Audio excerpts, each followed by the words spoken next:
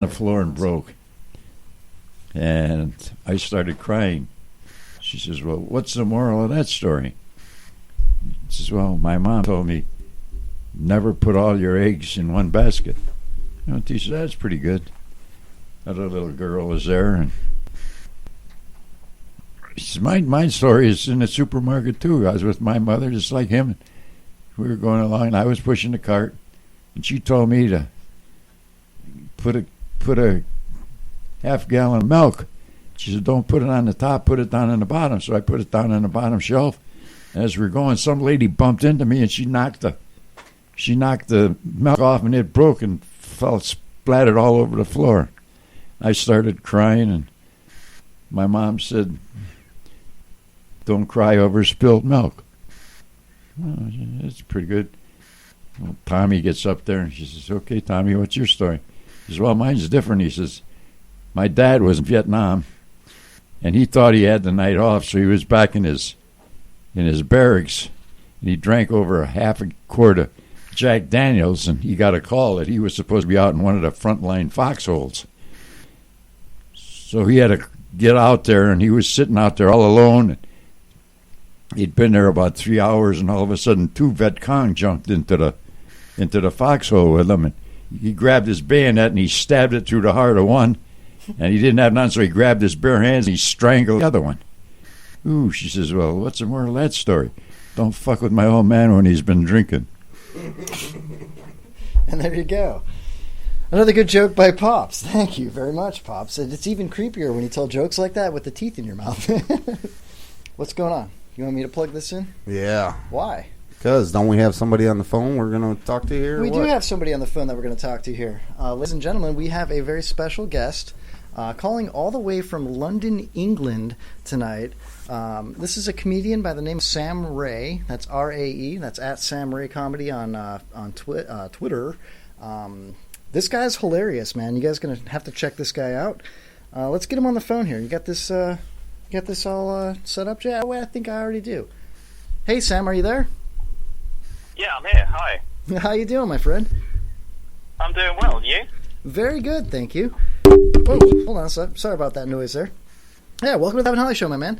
So we're very excited to talk to you, man. I know it's, about 1:15, 1:20 in the morning in London right now. Thanks for staying up late, right. man. Wow, that's crazy. You know, no problem at all. So I've got so many questions for you, dude. I've been playing clips from your YouTube video, from your YouTube channel, and telling people about you for weeks now. I've been excited to have you on the show. Now, I saw a few things online. Something about you growing up in, was it a Quaker family? Something like that? Yeah, that was it's kind of an exaggeration. It was just a bit of sort of humour for the bio. My family are Quakers, which I occasionally exaggerate for comic effect. Well, it's definitely funny, man. I'm telling you, I love the short videos that you got. You've got videos that are 3 or 4 minutes long, 2 minutes long. Yeah, I've got one loaded up that I was going to play for people. I was just going to play the intro so people can kind of get an idea of what it's like. Sure. Would that be cool with you? Yeah, that'd be great. All right, you're probably not going to hear it through the phone system because we're low tech right now. That's fine. Play about 15 seconds of your comedy shorts, Humane. Okay. Okay, cool. Give me a shout. Okay, here we go. Feminism. Women's rights. The one for black people. We have all but eliminated prejudice from our society, and yet, with everyone getting extra rights, who's missing out? I'm Olympic orange peeling gold medalist Alex Falix, and I'm here to talk about the people out there who still need our help. These people, once revered as the greatest among us, are now relegated to the lowest rung of the metaphorical society ladder. At one time they wielded great power. Now, thanks to the shifting views of today's enlightened society, they are on the receiving end of the political correctness battering ram. They are outcast. They are accused of terrible crimes with no evidence. People say they are monsters. They are treated with suspicion and disrespect. And isn't that what we all want? Respect. But don't take it from me. Let's talk to one of these people and hear his side of the story. They shout at us in the street. They jeer and insult us behind our backs. I assume. I don't know. A good friend of mine, he's in the same line of work. Somebody drew a very hurtful cartoon of him. I think they just drew him with a large nose, but he was very upset. I had him on the phone for hours Sam, trying to calm I'm him gonna down. pause that right there. Not even. There we go. Cool. All right, so I'm imagining that you might be referring to a certain prophet when you were doing that video. I don't know. I know you're from Europe, and we're Americans over here. We are allies and all that good stuff. Yeah. It's amazing. For me, it's funny that somebody with such a heavy accent, to us in the studio, you kind of sound like, like Johnny Depp in Pirates of the Caribbean, and that's your natural voice. But you kind of change it up to sound like maybe you were French, like you're a different kind of singer. Oh, right. So that is a kind of butchered attempt at a South African accent. There you go. Okay, I was close. Yeah, that's what I was going for, which is a sort of which is kind of specific, but it's hard to do, and I'm not an expert on accents. So, okay, so I just wanted to play that little clip because I thought it was hilarious, and I want people to kind of, understand what it is that you're kind of about, how you perform and whatnot. Now, do you do any stand-up? Do you do any, like, circuit club? I know you told me you were very busy with work and things like that. Are you looking to do any gigs or anything like that? Yeah, I do. I've got a couple booked. There's one coming up in May and one in July. For doing a similar kind of sort of character-based stand-up. Yeah, cool. so that is because my background was always I sort of spent years writing, trying to write serious things, trying to do proper highbrow sci-fi and drama writing and things, and it just kept ending up with jokes in it, and it got more and more frustrating to the point where I didn't want to do it anymore until I thought, well, just leave the jokes in then, Yeah, absolutely. It was okay. It was okay to have jokes and things. So I decided to do that. And I used to do theatre when I was little. And it kind of, I think, once you get theatre in your blood, that's it. It's with you forever. It's like herpes, Yeah. It's going to stick with you. I'm with you on that. So yeah. So you. We'll be doing some live shows and.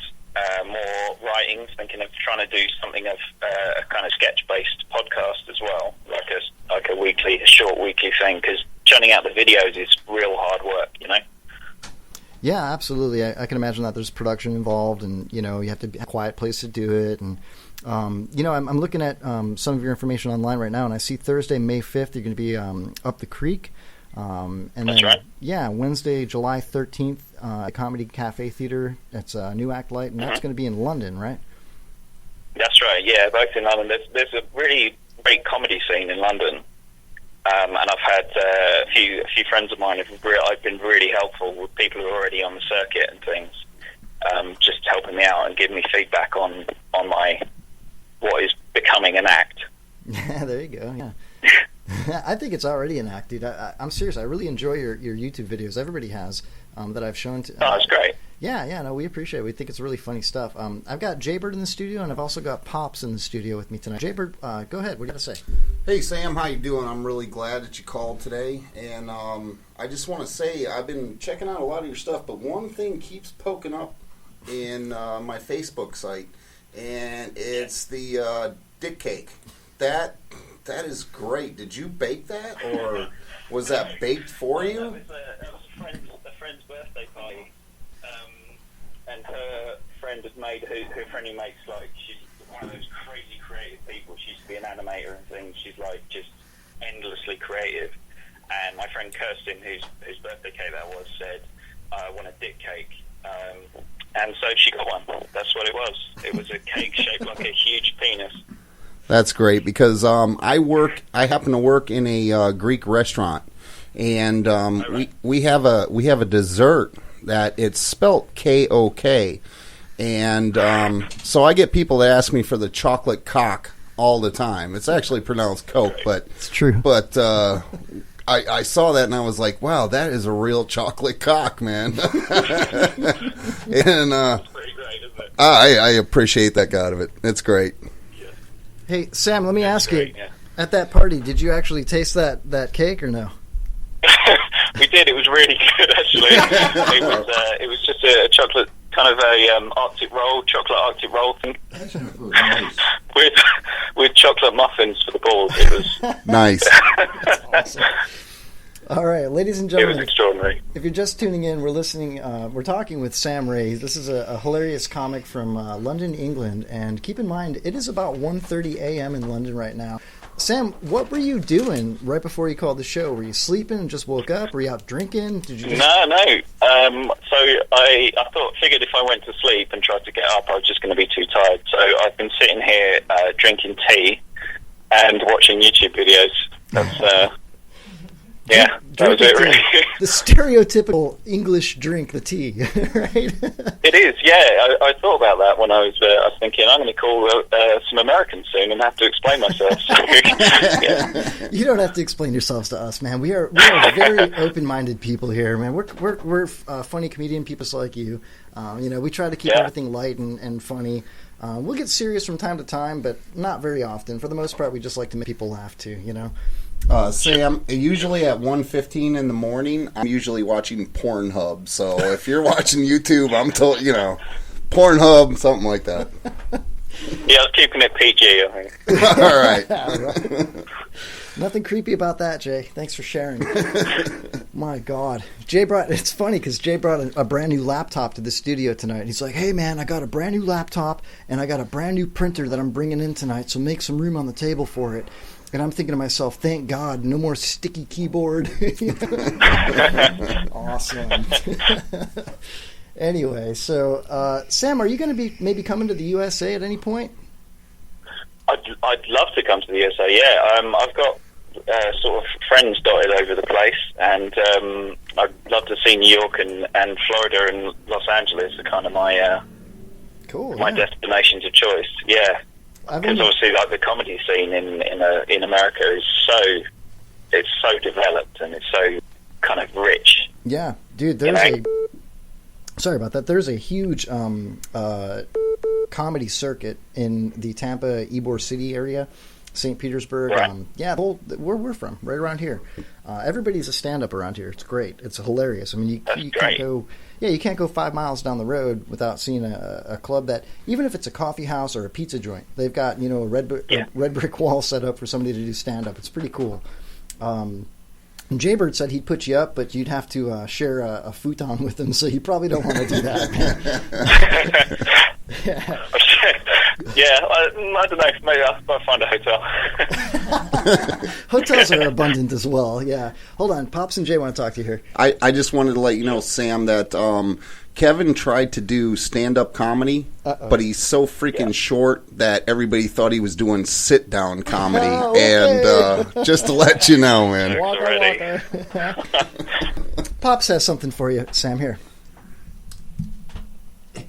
Yeah, I'm Jay's dad, and we have a bit of English in our veins, German, English, Irish, Scotch, Gypsy, and Hebrew. But I've got what's that? And Jay, and then the other half of Jay is Lithuanian, so he's really a conglomerate mix of America. But I've got a little bone with the Irish part of me. I believe my name is Irish. Maybe you don't know. It's Nall, Nall. I mean, that's the guy that I got it from.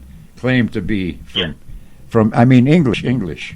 My grandmother's name was McNamara. That was the Irish. But anyhow, get to the point, Pops. I had my great grandfather went out to the California in a gold rush, 1840.